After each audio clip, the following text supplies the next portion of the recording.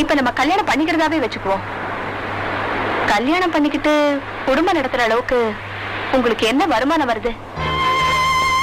இன்னைக்கு நான் ஒரு நிரந்தரமான வேலையில இருக்கேன். ஆனா நீங்க உன் ஹஸ்பண்ட் என்ன பண்றாருன்னு யாராவது கேட்டா சும்மா பாட்டு பாடிட்டு தெரு தெருவா சுத்திட்டு இருக்காருன்னு சொல்ல முடியும். நீங்களும் 7 லெவலுக்கு வர வேண்டாம். சொல்லிக்கிற மாதிரி உங்களுக்கு இதுவரைக்கும் எந்த சந்தர்ப்பமும் வரல. சினிமாவில பாடுறது, சபாவில பாடுறது, இப்படி ஏதாவது வரட்டும். அப்புறமா நம்ம கல்யாணத்தை பத்தி பேசலாம்.